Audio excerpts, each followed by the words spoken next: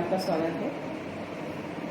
आज मैं प्रस्तुत हूँ कक्षा 12वीं की पाठ्यपुस्तक आरोह के एक नए पाठ के साथ, जिसका शीर्षक है कैमरे में बंद अपाहिज। इस कविता के रचयिता श्री रघुवीर सहाय जी हैं और इस कविता को लोग भूल गए हैं काव्य संग्रह से उद्धृत किया गया है।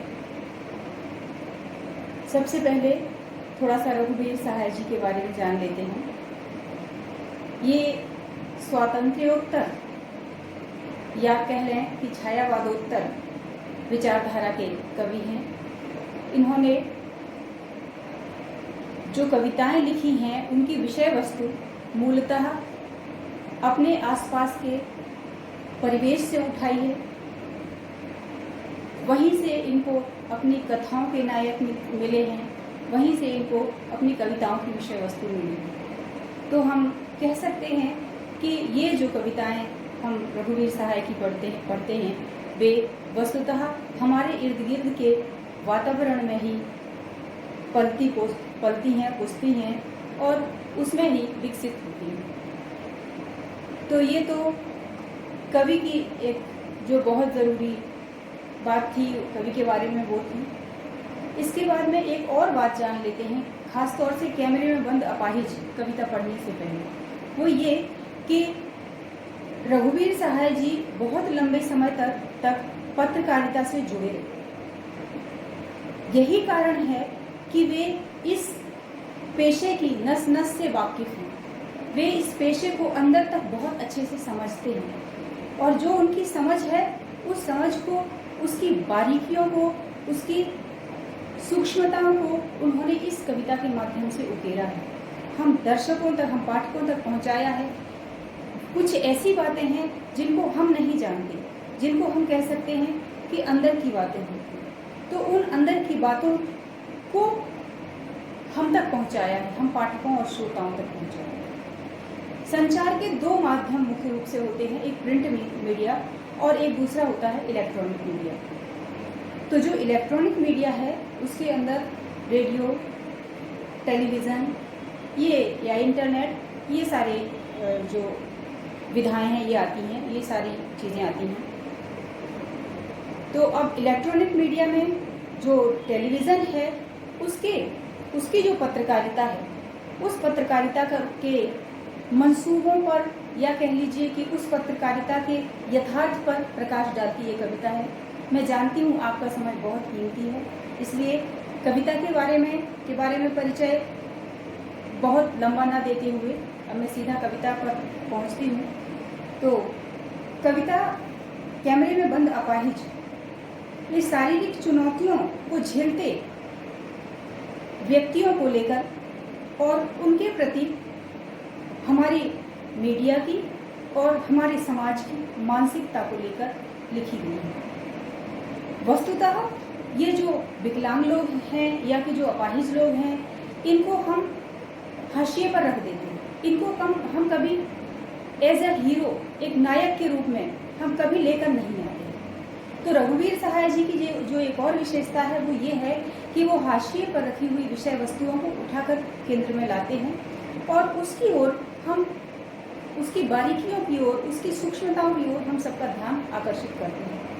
तो ऐसे ही व्यक्ति जो शारीरिक रूप से अपंग हैं, अपाहिज जिनको कहते हैं या विकलांग जिनको कहते हैं, कहने का मतलब जिनका कोई अंग शरीर का ठीक से काम नहीं कर पाता है, ऐसे लोगों को लेकर के ये कविता लिखी गई है। और ऐसे लोगों को भी किसके साथ जोड़कर, मीडिया के साथ जोड़कर और जन सामान्य। इसमें तीन पक्ष हैं मोटे तौर पर कहें। एक वह आदमी जो अपाहिज है, एक वह मीडिया जो माध्यम बन रहा है उस अपाहिज और आम जनता के बीच, और तीसरा जो स्टेप है या तीसरा जो आयाम है वो है आम जनता।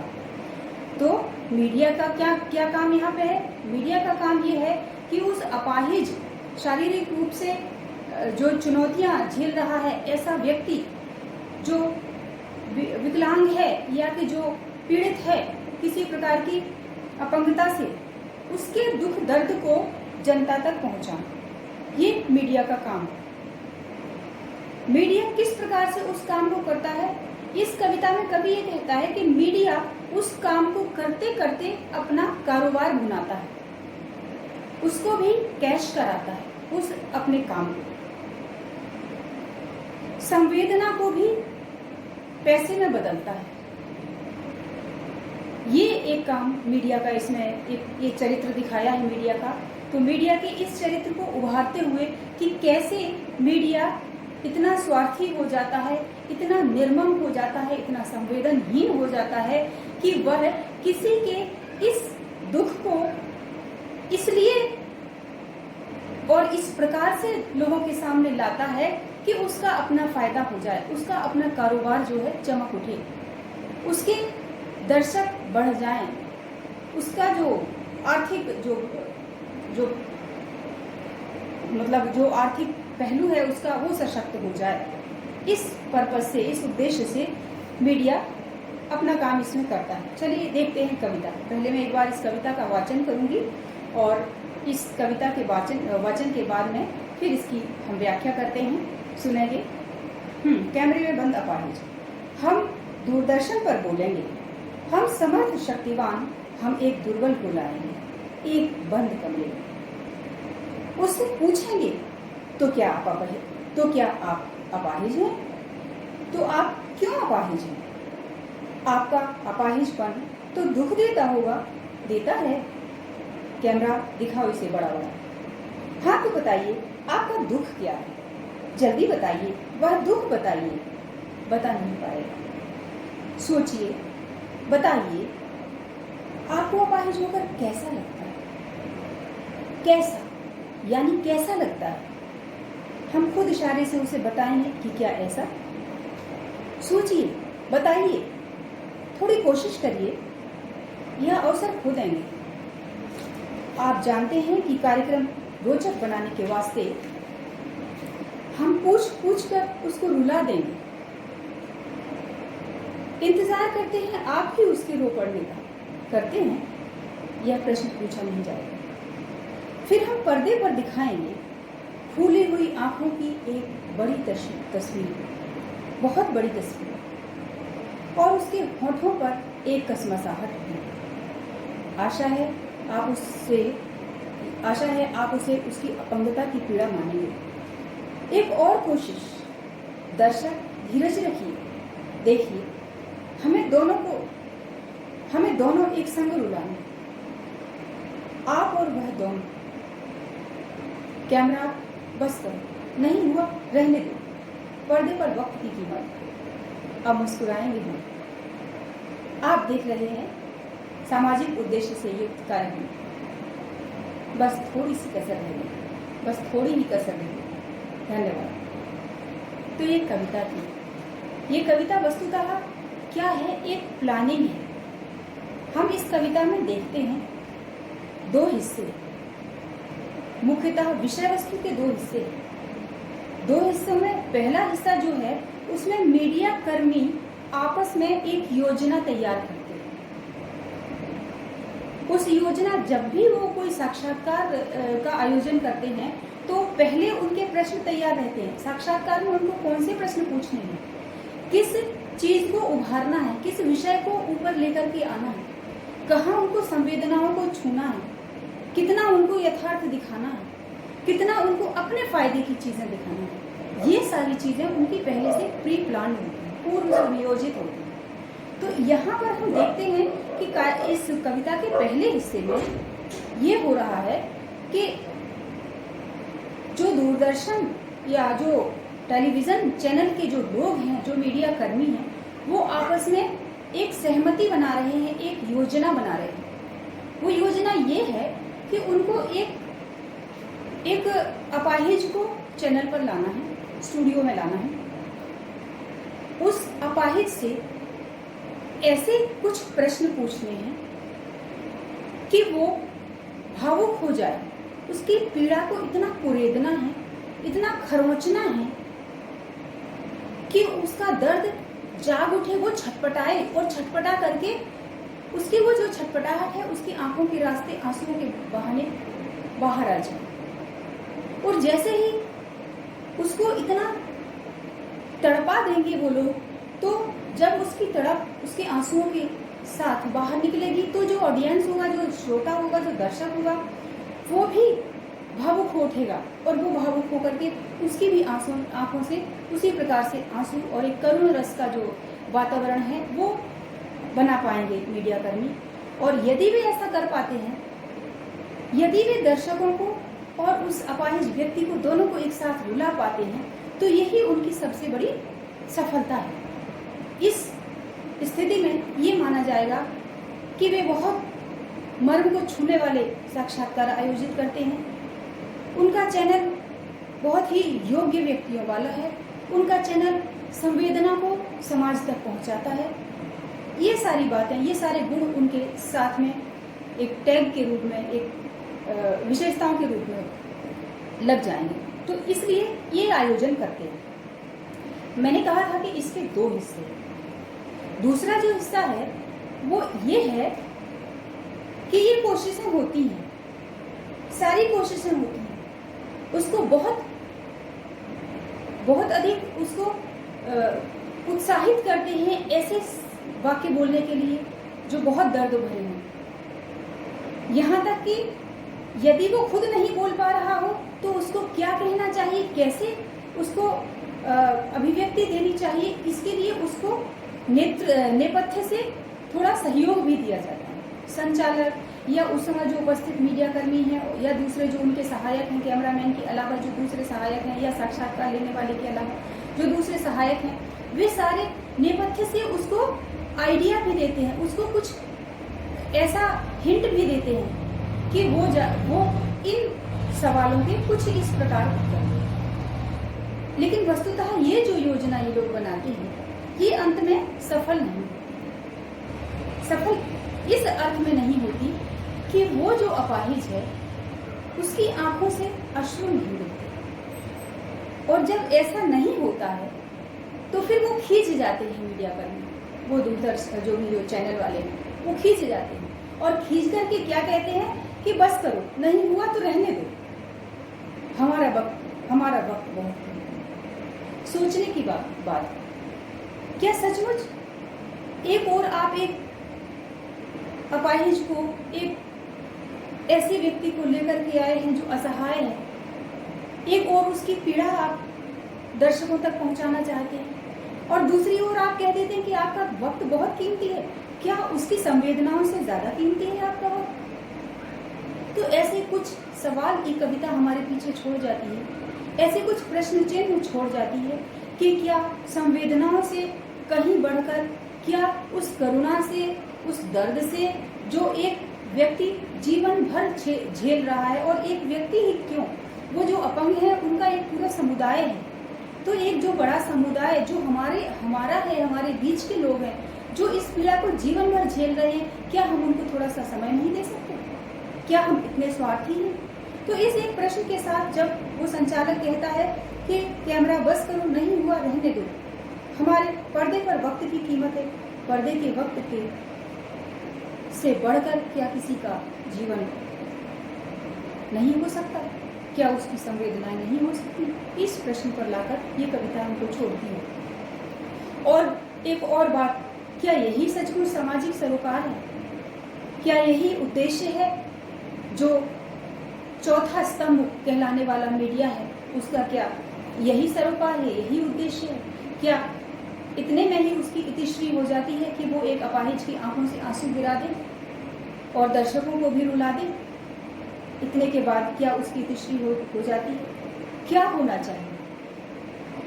उसके मनोबल को एक बंद कमरे में लाकर के टुकड़े टुकड़े कर देना चाहिए क्या? ये काम क्या मीडिया का है? तो इस कविता को अब मैं, ये तो इसकी थोड़ी सी आउटलाइन थी जो अभी आपने सुनी। अब इस कविता को पंक्तिवार या कह लीजिए पंक्तिशः हम इसको पढ़ेंगे भी और समझेंगे। हम दूरदर्शन पर बोलेंगे। वो जो दूरदर्शन का जो एक पूरा स्टाफ है या कि जो कर्मचारी हैं, जिसमें संचालक से लेकर के कैमरामैन से लेकर के स्पॉट बॉय तक शामिल हैं, तो हम वो सब हैं। हम दूरदर्शन पर बोलेंगे, हम समर्थ शक्तिवान। समर्थ और शक्तिवान कौन है यहाँ पे है? समर्थ और शक्तिवान है मीडिया। यहाँ एक अहंकार का भाव बोल रहा है। जो दूरदर्शन है, जो एक मीडिया है, जनसंचार का जो माध्यम है, वो बड़ा शक्तिशाली है, ये बताया है। शक्तिशाली है, क्यों शक्तिशाली है? क्योंकि हमारे लोकतंत्र में उसकी बड़ी कीमत है, उसका बड़ा महत्व है। तो हम समर्थ, शक्तिवान, हम बहुत समर्थ हैं। ये जो मीडिया है, जनसंचार है, ये बहुत समर्थ है, बहुत शक्तिवान है। और किसको लाएंगे? हम एक दुर्बल को लाएंगे, कमजोर को लाएंगे। एक बंद कमरे में देखिए, इन पंक्तियों के अंदर जो ध्वनि आ रही है, उस ध्वनि को सुनने की कोशिश कीजिए। पहली पंक्ति में कवि है, वो कहता है हम समर्थ शक्तिवान हैं और हम एक दुर्बल को लाएंगे। समर्थ का ठीक विलोम दुर्बल। कौन? अपाहिज दुर्बल। हम एक दुर्बल को लाएंगे। और कहाँ लाएंगे? एक बंद कमरे में। देखिए इस पंक्ति में क्या कहा गया है। इस पंक्ति में कवि ने हमारा इस तरफ ध्यान खींचा है कि वह मीडिया जो अपने आप को बहुत शक्तिशाली समझता है, ये अहंकार उसको है, वो अपनी उस शक्ति के बल पर किसी शारीरिक रूप से अक्षम व्यक्ति को लाएगा। और कहाँ लाएगा? एक बंद कमरे में। बंद कमरे का यहाँ लक्ष्यार्थ ये है कि वहां उसके साथ कोई और नहीं होगा, वहां उसके मनोबल को बढ़ाने वाला कोई और नहीं होगा। ये सब लोग मिलकर उसको दुर्बल बनाएंगे, दुर्बल को लाएंगे। ऐसे बहुत सारे उदाहरण हमारे सामने हैं कि जब शारीरिक रूप से अपंग होता हुआ आदमी भी उसके मनोबल से बड़े काम कर जाता है। हमारे पास बहुत सारे उदाहरण हैं, ठीक है। ये क्या तो नाम था, अरुणिमा सिन्हा, जो पर्वतारोही हैं, जिनके दोनों ही पैर नकली हैं, ठीक। और आपके ये एक और इसमें बहुत सुंदर सा नाम था, ऐसे बहुत से नाम है, मुझे इस समय विस्मृत हो गया है वो नाम। तो ऐसे बहुत सारे नाम हैं जिन्होंने शारीरिक अपंगता के बावजूद भी बड़े ऊंचे काम किए हैं, बहुत उपलब्धियों को हासिल किया है। ऐसे बहुत सारे लोग हुए हैं। लेकिन वहां क्या था? वहां उनके मनोबल जबरदस्त थे, उनके मनोबल मजबूत थे। यहाँ दूरदर्शन क्या कर रहा है, वो मीडिया क्या कर रहा है कि उस जो शारीरिक रूप से अपंग आदमी है, यहाँ एक कमरे में ला करके उसके मनोबल को और कुचल डालेंगे। कुचलेंगे किससे? कुचलेंगे अपने सवालों से, अपने शब्दों से और उन भंगिमाओं से जिनमें वो उनको बार बार एहसास दिलाएंगे कि तुम अपंग हो, तुम बेचारे हो, तुम कुछ नहीं कर सकते, तुम्हारा जीवन तुम्हारे लिए बोझ है। ऐसे बहुत सारे भावों के साथ में उसको दुर्बल बनाएंगे। इसलिए कहा है हम एक दुर्बल को लाएंगे। ये शब्द, इसका ध्यान दीजिए, यहाँ दुर्बल क्यों महत्वपूर्ण है? क्योंकि कवि ये मानता है, कवि का अपना ये मानना है कि केवल शारीरिक अपंगता से कोई भी दुर्बल नहीं हो सकता। शारीरिक अपंगता के बावजूद भी यदि मनोबल उसका ऊंचा है तो बड़ी से बड़ी उपलब्धियां वो व्यक्ति हासिल कर सकता है। तो लेकिन ये मीडिया का ये काम है। होना क्या चाहिए? उसके मनोबल को बढ़ाना चाहिए और उसकी उपलब्धियों के साथ उसको बुलाना चाहिए। ऐसे लोगों को बुलाना चाहिए स्टूडियो में जो अपंग होने के बावजूद भी बहुत ऊंची उपलब्धियां हासिल कर पाए हैं। और उनको देख करके जितने भी ऑडियंस के बीच में भी यदि कोई ऐसे व्यक्ति बैठे हैं तो उनका मनोबल बढ़ जाए, वो भी उत्साहित हो जाए। तो उत्साहित नहीं करना है इनको, क्या करना है? सिर्फ इमोशनल करना है, संवेदनाओं को छू करके अपना काम बनाना है, सिर्फ झकझोरना है उस दर्द को जिसके साथ में उसे कुदरत ने बनाया है, जिस दर्द के साथ जीने को कुदरत ने मजबूर किया है, उस दर्द को और झकझोरना है और खरोंचना है, ये काम करना है। और वो भी एक बंद कमरे में जहाँ सिर्फ ये होंगे और जैसा ये भाव डाल रहे हैं, जैसा ये जो ये शब्द उनको उसको पिला रहे हैं, उसका असर क्या होता है उनको देखने के लिए। तो उससे पूछेंगे क्या पूछेंगे? ये पूर्व नियोजित है। देखिए, तो आप क्या अपाहिज हैं? कितनी बड़ी विडंबना है। वो व्यक्ति अपाहिज है, इसीलिए कैमरे के सामने लाया गया है, इसीलिए स्टूडियो में उसको बुलाया गया है। अब ये प्रश्न आपका क्या औचित्य है इस प्रश्न का कि क्या आप अपाहिज हैं?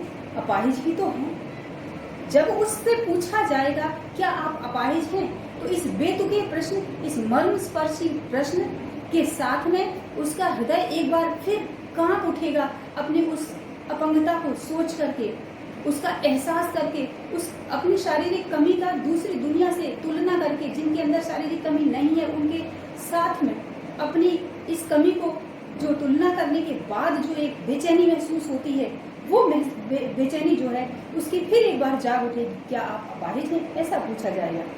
तो आप क्यों अपाहिज हैं? कैसा बेतुका प्रश्न है? इस प्रश्न का क्या कोई भला उत्तर हो सकता है? क्या वो अपाहिज व्यक्ति स्टूडियो में कैमरे के सामने इस प्रश्न का उत्तर दे सकता है? तो आप क्यों अपाहिज? क्यों का क्या तुक है? आप पूछ सकते थे आप कैसे अपाहिज हुए, तो आप उसका जवाब हो सकता था कि मैं जन्मजात अपाहिज हूँ, या मेरे साथ ऐसी दुर्घटना हो गई इसलिए अपाहिज हो गया मैं। लेकिन इस प्रश्न को जानबूझ के राइटर ने, जो कवि हैं, उन्होंने, रघुवीर सहाय जी ने जानबूझ के इसको डाला है। तो आप क्यों अपाहिज हैं? जैसे ही उससे पूछा जाएगा तो वो बेचैन हो उठेगा, इस प्रश्न का मैं क्या उत्तर दूं? और जब वो उत्तर नहीं दे पाएगा तो फिर एक और प्रश्न दाग दिया जाएगा उसके ऊपर। आपका अपाहिजपन तो दुख देता होगा।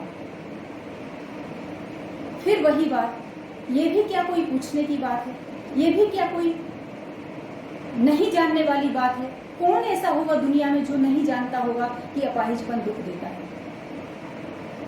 लेकिन फिर भी क्यों ऐसे प्रश्न उसके ऊपर दागे जा रहे हैं? क्योंकि उसका उद्देश्य, उस मीडिया कर्मी का, उस संचालक का, उस जो भी साक्षात्कार लेने वाला पत्रकार है, उसका उद्देश्य ही क्या है? उद्देश्य सिर्फ इतना है कि इसको रुलाना है, इसको इतना मर्मस्पर्शी प्रश्न करने हैं कि ये कांप जाए, इसकी रूह कांप जाए, ये जो है उत्तर दे ही भी ना पाए और अपने आप को संभाल ना पाए, इस हद तक उसका मनोबल टूट जाए, वो चूर चूर हो जाए कि वो रो दे।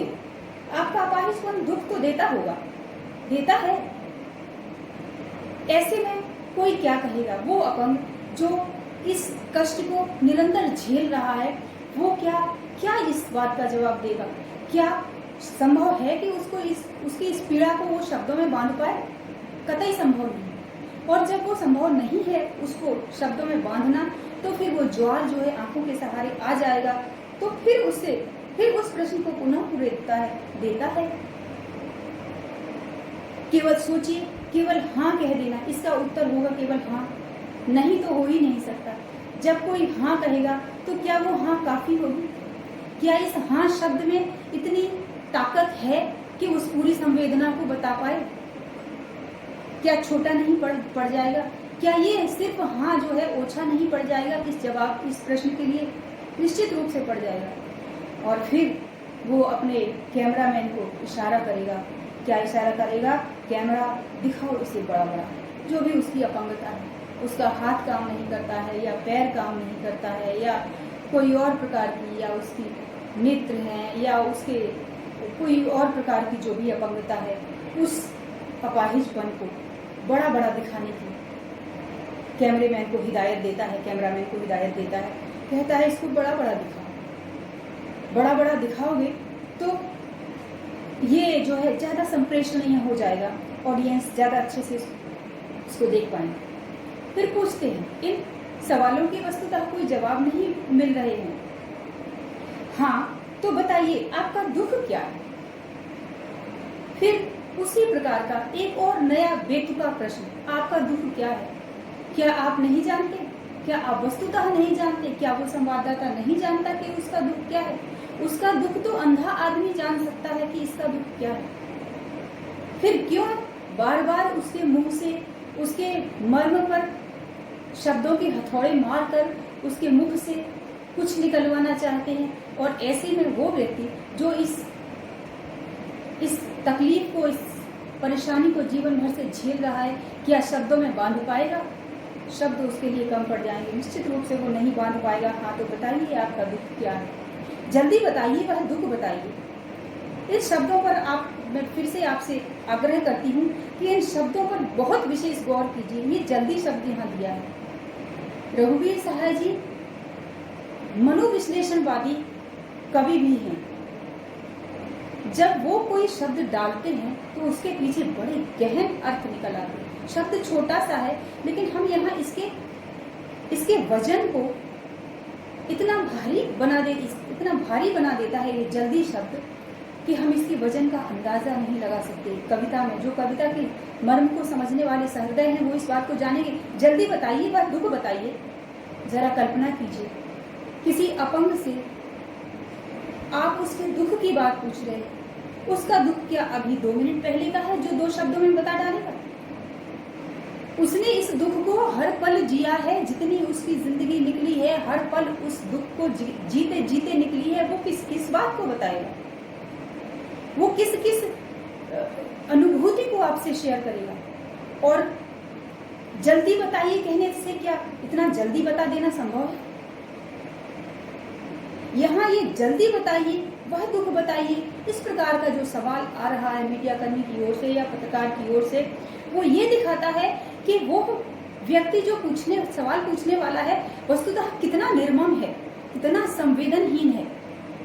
उसको इस बात का एहसास ही नहीं है कि उसने पूछा क्या है, और उसको बताना, एक तो बताना ही उस बात को नामुमकिन है, उस अनुभूति को व्यक्त करना ही नामुमकिन है, और उसके बाद में भी चलिए कोई कोशिश भी कर लेता है तो उस कोशिश में वो अपने हृदय की गहराइयों से कुछ चीजें चुन करके निकालेगा। ढेर सारे दर्द में से जब वो कुछ चीजें चुन करके निकालेगा और उनको शब्दों में बांध करके आपको कहेगा, तो उसमें उसको थोड़ा वक्त तो लगेगा। क्या कोई वो टेप रिकॉर्डर या मशीन है कि उसका आप बटन दबाते ही आप जहां से सेट किए हैं वहां से निकल पड़ेगा? नहीं हो सकता ऐसा। जल्दी बताइए, वह दुख बताइए। निश्चित रूप से बड़ा ही संवेदनहीन और निर्मम प्रश्न है ये, और निर्मम प्रश्नकर्ता की जो नीयत है वो और भी ज्यादा हल्की है।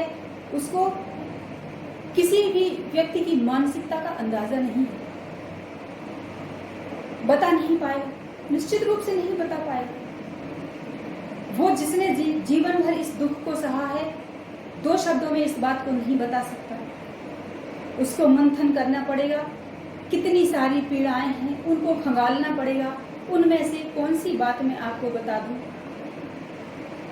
इसके लिए वक्त लगेगा, बहुत वक्त लगेगा। नहीं बता नहीं पाएगा। वो अपाहिज जो है बता नहीं पाएगा। सोचिए, बताइए आपको अपाहिज होकर कैसा लगता है? फिर एक और नया बेतुका प्रश्न, कैसा लगेगा किसी को? अच्छा लगेगा क्या? निस्संदेह रूप से हर प्रश्नकर्ता, हर मूर्ख से मूर्ख आदमी, हर अज्ञानी से अज्ञानी आदमी ये इस बात का अंदाजा लगा सकता है कि अपाहिज होकर किसी को अच्छा नहीं लगेगा। तो आपको अपाहिज होकर कैसा लगता है? कैसा लगता है मतलब अच्छा लगता है कि बुरा लगता है? कैसा बेहुदा प्रश्न है ये। तो इस बेहुदे प्रश्न को लेकर के फिर से वो एक प्रश्न दागता है इस अपाहिज के ऊपर। आपको कैसा अपाहिज होकर कैसा लगता है? कैसा यानी कैसा लगता है? वो कैसा बताए, इससे पहले हम खुद ये नेपथ्य से, इसमें मैं आपको बता दूं कि जो कोष्ठक के अंदर जो पंक्तियां हैं वो पंक्तियां या तो मीडिया कर्मियों ने आपस में उस कार्यक्रम को बनाते समय जो एक दूसरे को संकेत दिए हैं उनसे संबंधित हैं, या कि फिर कुछ नेपथ्य वाली चीजें हैं जिनको वो सामने नहीं लाना चाहते हैं, जो कैमरे पर नहीं दिखाई जाएंगी उनका। तो हम खुद इशारे से बताएंगे कि क्या ऐसा, उसको हम कुछ हिंट भी देंगे, हम उसको कुछ ऐसे इशारे भी देंगे, ऐसा कुछ मनोभाव बताने की भी कोशिश करेंगे कि क्या ऐसा। लेकिन फिर एक बात यहाँ पर रघुवीर सहाय जी ने जो ये पंक्ति डाली है, हम खुद इशारे से बताएंगे कि क्या ऐसा। सोचिए, जो अपंग है उसकी अनुभूति को, जो अपने हाथ पैर से हट्टा कट्टा है, जो स्वस्थ है, जिसके अंदर कोई लाचारी नहीं है, क्या वो उसको ऑप्शन दे सकता है? क्या वो उसको विकल्प दे सकता है? क्या वो उस पीड़ा को समझ सकता है? जो स्वस्थ व्यक्ति है, क्या वो उस मन स्थिति को, उस तकलीफ को जान सकता है? और क्या उसके द्वारा, जो स्वस्थ व्यक्ति है उसके द्वारा विकल्प दिया जाना उचित है? क्या ये संवेदनहीनता का एक और नया तरीका, एक और उदाहरण नहीं? निश्चित रूप से ये संवेदनहीनता का एक और पुट है।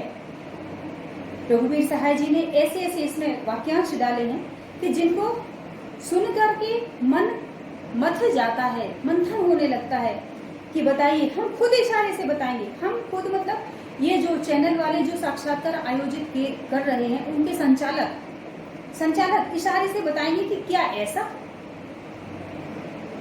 वो क्या जाने कि अपंगता क्या होती है, वो क्या जाने कि लाचारी क्या होती है? क्या वो जान सकते हैं? नहीं जान सकते। तो फिर भी बताते हैं क्योंकि वो समर्थ है ना, शक्तिवान है। उन्होंने शुरू में कह दिया था कि हम समर्थ, शक्तिवान।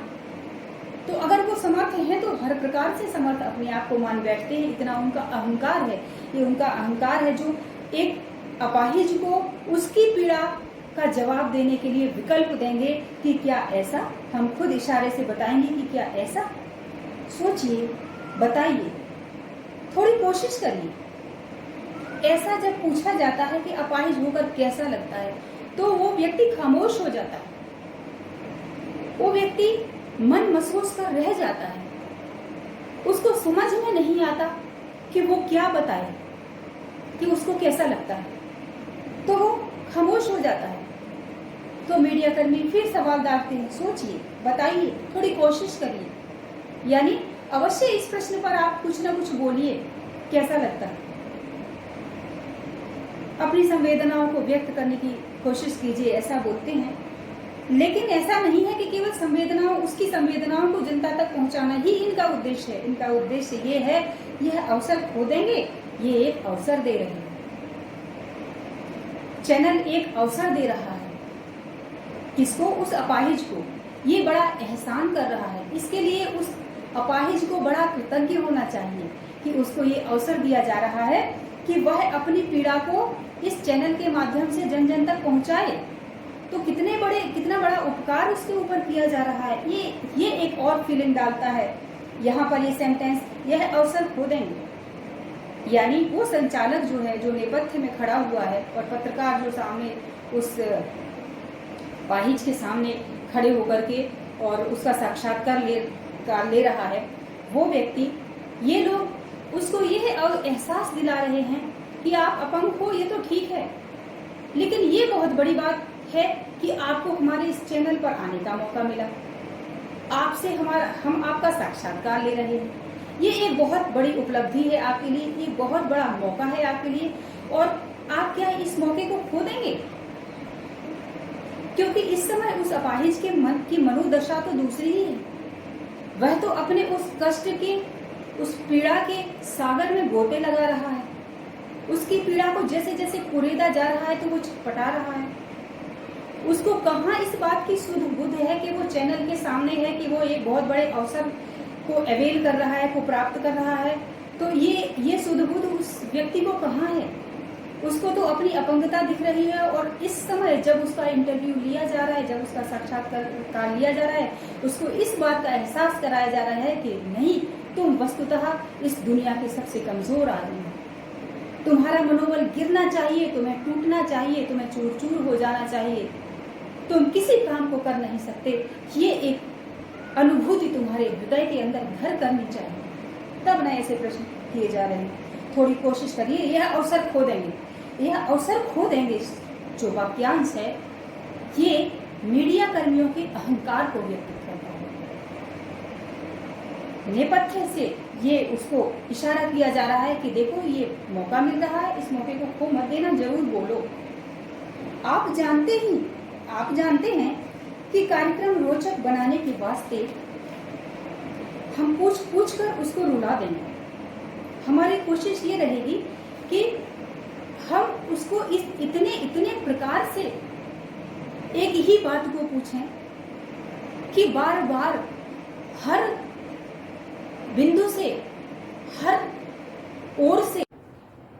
ओर से उसके घाव को कुरेदा जाए और वह आखिरकार इतना दुखी हो जाए, इतना पीड़ित हो जाए कि वह अपनी पीड़ा से अभिभूत होकर रो पड़े। इंतजार करते हैं आप भी उसके रो पड़ने का, करते हैं। इसके बाद इसी बिंदु को दर्शकों की ओर भी लेकर के जाता है कवि, और वो कहता है कि ये मीडिया कर्मी जो हैं ये भी चाहते हैं कि दर्शक भी ये चाहें, दर्शकों की भी ये अपेक्षा रहे कि ये व्यक्ति जिसका इंटरव्यू लिया जा रहा है, साक्षात्कार लिया जा रहा है, ये कब रो देता है। तो उसके रोने का दर्शक भी प्रतीक्षा करते हैं। हालांकि यहाँ कवि ने जो दर्शकों की जो ये फितरत बताई है, ये उनका अवगुण है। दर्शकों को ऐसा नहीं होना चाहिए। तो इंतजार करते हैं आप भी उसके रो पड़ने का, अर्थात दर्शक भी चाहते हैं कि वो कब रो दे, करते हैं। एक बार पुनः मीडिया कर्मी इस बात को सुनिश्चित करते हैं। हालांकि इस प्रश्न को सामने नहीं रखा जाएगा, साक्षात्कार में इस प्रश्न को नहीं लिया जाएगा, फिर भी ये उनके अंदर नेपथ्य में ये बात रहती है, ये भाव रहता है। फिर हम पर्दे पर दिखलाएंगे फूली हुई आंखों की एक बड़ी तस्वीर। इसके बाद जब वो आदमी रो उठेगा, जब वो दिव्यांग व्यक्ति रो देगा, तो उसकी आंखों, रोने से जो उसकी आंखों में सूजन आ जाती है, स्वेलिंग आ जाती है, तो ऐसी उसकी आंखों को दर्द भरी जो तस्वीर है वो दिखाई जाएगी। और बहुत बड़ी तस्वीर पूरी स्क्रीन पर जो छा जाती है, ऐसी बड़ी तस्वीर में उसकी आंखों को दिखाएंगे। तो फूली हुई आंखों की एक बड़ी तस्वीर दिखाएगी मीडिया अपने चैनल पर उस कार्यक्रम के प्रसारण के दौरान।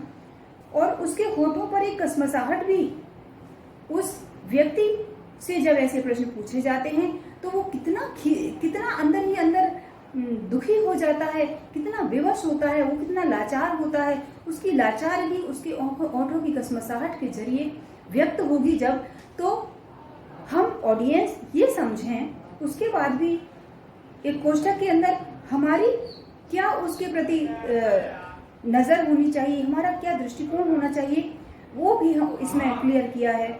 आशा है आप उसे उसकी अपंगता की पीड़ा मानेंगे। उसकी अपंगता के कारण उसके चेहरे पर जो कसमसाहट दिखाई दे रही है, उसके होठों में जो कसमसाहट दिखाई दे रही है, वो विवशता की पीड़ा है। वो विवशता का एक भाव है जिसको कुदरत ने अपंग बनाया है। वो आखिरकार लाचार हो जाता है, ये भाव उस कसमसाहट में दिखाई देगा। एक और कोशिश, दर्शक धीरज रखिए, देखिए हमें दोनों एक संग रुलाने। कवि कहता है कि ये जो मीडिया कर्मी है, इस चैनल का जो उद्देश्य है, वो उद्देश्य कोई विशद उदात्त उद्देश्य नहीं है। इनका उद्देश्य केवल संवेदनाओं को छू करके और फिर उसको हल्के स्तर पर ला करके इन दोनों ही को दुखी करना है। उस व्यक्ति को जो कि साक्षात्कार में उपस्थित है, वह अपंग या दिव्यांग व्यक्ति, और दूसरा वो जनता जो है, जो इसको देख रही है, उसको, दोनों ही को इनको रुलाना है। और इतना ही करने से इनके उद्देश्य की इतिश्री हो जाती है। एक और कोशिश, दर्शक धीरज रखिए। दर्शकों से कहा गया है कि आप धैर्य रखिए, देखिए अभी हम क्या कमाल दिखाने वाले हैं, अभी हम क्या करिश्मा दिखाने वाले हैं। न केवल ये व्यक्ति रोएगा, बल्कि इसके साथ साथ आप दर्शक भी आंखों में आंसू भर लेंगे। तो ये उद्देश्य मीडिया कर्मियों का है, दोनों को एक संग रुलाना है। यही उनकी सफलता है, यही उनका व्यवसाय है, यही संवेदनाओं के साथ उनका यहीं तक का नाता है कि वे दोनों को रुला दें। वस्तुतः उस रुदन का कोई अवसान ढूंढना, उस रुदन को समाप्त करके उसको हंसी में बदलना, उसको खुशी में बदलना, ये अब इनका उद्देश्य नहीं है। इनका उद्देश्य केवल दोनों को एक संग रुलाना है। आप भी रोएंगे और दर्शक भी रोएंगे। और यदि ये कर पाते हैं तो मीडिया कर्मियों की ये बहुत बड़ी सफलता है।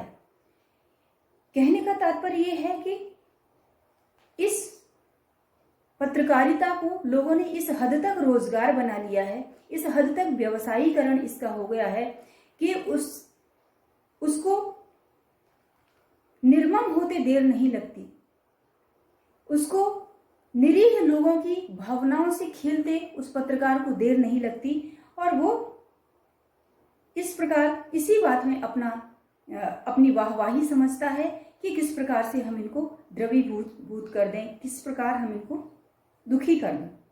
आप और वह दोनों, ये उद्देश्य है कि वो व्यक्ति जिसका साक्षात्कार हो रहा है वो भी, और वो दर्शक जो साक्षात्कार देख रहे हैं, दोनों ही करुण हो उठें, दोनों ही को दर्द इस हद तक हो कि दोनों रो पड़े। लेकिन ये होता है अंत में, कविता का दूसरा भाग है कि ये जो मंसूबे थे इस कार्य को करने के इन मीडिया कर्मियों के, तो ये पूरे नहीं होते हैं, ये पूरे नहीं होते हैं, और अंत में फिर उनको क्या करना पड़ता है? कैमरा बस करो, नहीं हुआ रहने दो, पर्दे पर वक्त की कीमत है। आखिरकार इस उद्देश्य में वो सफल नहीं होते, और जब नहीं सफल होते हैं तो फिर वो रोक देते हैं इस कार्यक्रम को। इस कार्यक्रम की समय सीमा समाप्त होते ही इसको रोक देते हैं। उद्देश्य में सफल नहीं होते हैं, इसलिए खींच कर कहते हैं कि पर्दे पर वक्त की कीमत है। हमारा दूरदर्शन वालों का पर्दे का जो समय है बहुत कीमती है, और इतना कीमती है कि इस रुलाने के प्रयास को अब और जारी नहीं रखा जा सकता। तो अब हम मुस्कुराएंगे क्योंकि हमने कार्यक्रम को सफलतापूर्वक पूरा किया है। ऐसा हमको संदेश दर्शकों को देना है कि हमारा कार्यक्रम सफल रहा, तो इसलिए हमको अंत में मुस्कुराना है। ये उनकी औपचारिकता है, ये उनका तरीका है, ये उनकी विधि है, ये उनका विधान है कि उनको हर कार्यक्रम के अंत में मुस्कुराना है।